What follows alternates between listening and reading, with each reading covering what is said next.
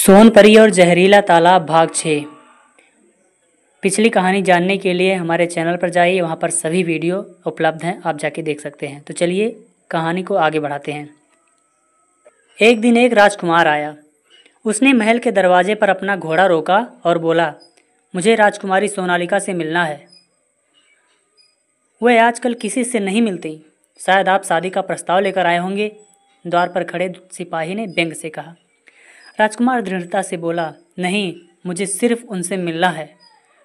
ठीक है, मैं उनसे पूछकर बताता हूँ, सिपाही ने उत्तर दिया और फिर राजकुमार को वहीं इंतजार करने के लिए कहकर अंदर चला गया।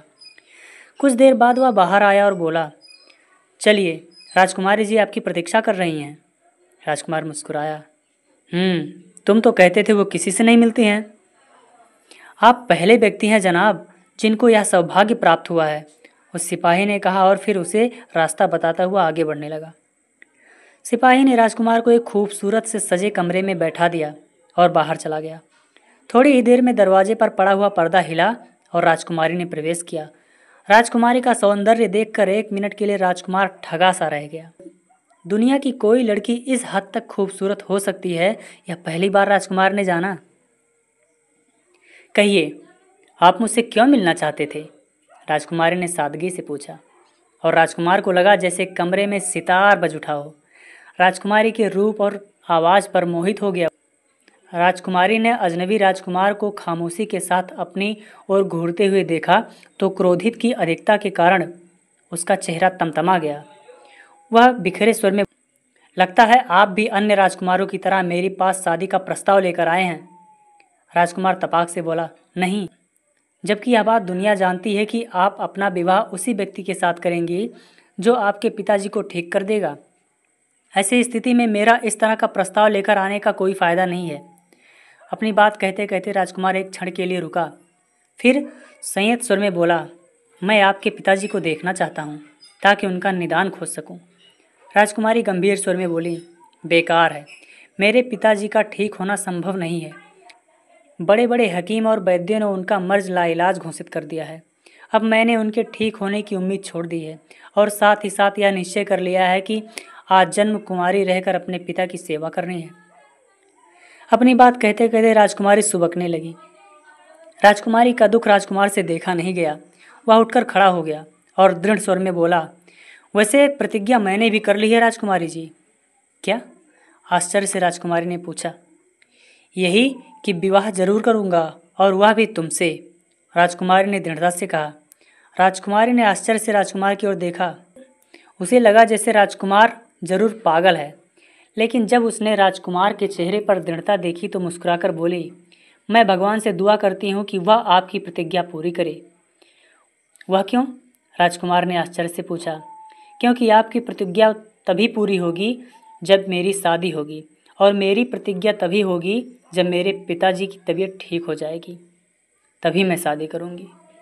राजकुमारी ने पुनः मुस्कुराकर उत्तर दिया, मैं आपके पिताजी को देखना चाहता हूँ। राजकुमारी ने राजकुमार से कहा।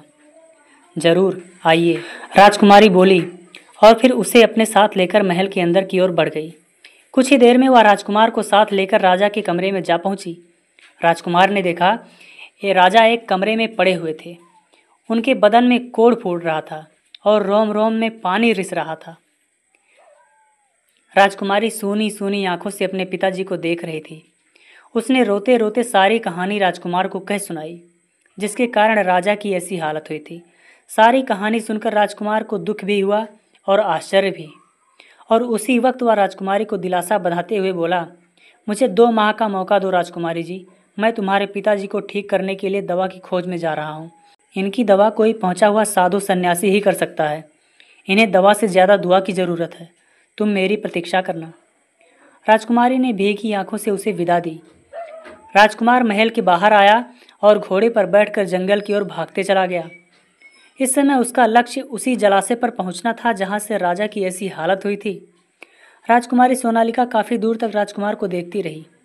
फिर जब वह आंखों से ओझल हो गया तो उसने एक लंबी सांस खींची और अपने कमरे की ओर चली गई।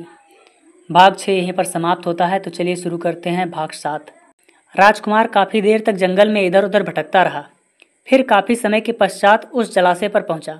शाम हो चुकी थी। चारों ओर हल्का हल्का धुंधलापन फैलने लगा था। जलाशय देखकर राजकुमार का मन खिल उठा। वह स्थान बहुत रमणीक था। अगर राजकुमार उस स्थान की वास्तविकता ना जानता होता तो सबसे पहले वह उस तालाब में स्नान करता, फिर जल इत्यादि पीकर वहीं झाड़ियों के किनारे बनी बैठका में विश्राम करता। लेकिन राजकुमार ने चाहकर भी ऐसा नहीं किया, क्योंकि वह जानता था कि यह स्थान ऊपर से जितना खूबसूरत था, अंदर से उतनी ही बदसूरत और खतरनाक था। राजकुमार ने अपना घोड़ा कुछ दूर हटकर जंगल में एक ओर बांध दिया और फिर तालाब के पास एक पेड़ पर चढ़कर बैठ गया। उसकी नज़रें चारों ओर के रहस्यमय वातावरण का निरीक्षण कर रही थी। उस दिन चांदनी रात थी। चारों ओर चांद का शीतल प्रकाश फैला था। हर चीज़ एकदम स्पष्ट नजर आ रही थी। राजकुमार को इसी कारण अपने चारों ओर के वातावरण पर नजर रखने में सहूलियत हो रही थी। रात्रि का प्रथम पहर सकुशल बीत गया। कोई भी ऐसी अनहोनी घटना नहीं हुई जो राजकुमार के लिए आश्चर्यजनक हो। रात्रि का दूसरा पहर चल रहा था। न जाने क्यों राजकुमार को विश्वास था कि वह इस जगह से कोई न कोई ऐसा रहस्य अवश्य पालेगा जो राजा की बीमारी को दूर कर सके। यही कारण था कि राजकुमार अपने प्राणों को संकट में डालकर इस बियावान जंगल में खतरनाक जगह पर खड़ा था, उस जगह पर जहां मौत उसके चारों ओर नाच रही थी। दूसरा पहर भी समाप्त हो गया। राजकुमार को हल्की सी झपकी आने लगी थी। पेड़ की डाल पर वह मचान बनाए मजबूती से बैठा था। उसकी पैनी नजरें तालाब पर ही लगी थीं। अंधेरी रात का खामोश सन्नाटा साए साए कर रहा था। तभी अचानक राजकुमार चौंक गया। ठीक सामने नीले रंग की आग जल रही थी। उसकी लपटें रह रहकर तेज हो रही थी। राजकुमार चौंक कर इधर उधर देखने लगा। वह आग की लपटें एकदम पास आ गई थी। राजकुमार ने स्पष्ट देखा वह एक विशालकाय नाग था जो धीरे धीरे रेंगता हुआ तालाब की ओर बढ़ रहा था। यह आग की लपटें उसी के नथुने से निकल रही थीं। राजकुमार आंखें फाड़े उसी दृश्य को देख रहा था। जीवन में इतना भयानक सर्प उसने कभी नहीं देखा था। हालांकि उसने राजा के द्वारा अपनी आत्मकथा सुनी थी और तब ही उसने इस भयानक सर्प के बारे में सुना था, लेकिन ना जाने क्यों उसे राजा की बात पर विश्वास नहीं हो पा रहा था। वह इसको केवल राजा का मानसिक रोग ही समझ रहा था। लेकिन अब एक सत्य सामने था, एक ऐसा सत्य जो सत्य होते हुए भी विश्वास के योग्य नहीं था। उधर वह नाग जलाशय की सीढ़ियों पर आ पहुंचा। फिर आखिरी सीढ़ी पर पहुंचकर उसने पानी की ओर अपना मुंह करके एक जोरदार फुफकार मारी। दूसरे ही क्षण राजकुमार ने देखा पानी की सतह पर आग की एक लकीर सी खिंचती चली गई, जैसे किसी ने पेट्रोल डालकर आग लगा दी हो। दूसरे ही क्षण एक अजूबा हुआ। राजकुमार ने देखा उस तालाब का पानी दो भागों में बट गया।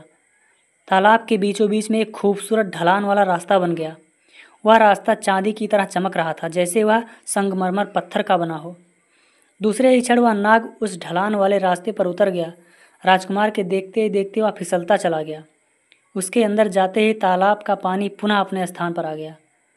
अब वह रास्ता बंद हो चुका था और तालाब का पानी एकदम शांत हो गया था। वह तो राजकुमार ने स्वयं अपनी आंखों से यह घटना देखी थी, वरना अगर कोई कहता तो शायद उसे विश्वास नहीं होता। अब राजकुमार अपने आप को रोक ना सका। वह धीरे से पेड़ से नीचे उतरा, फिर दबे कदमों से वह तालाब की ओर बढ़ा।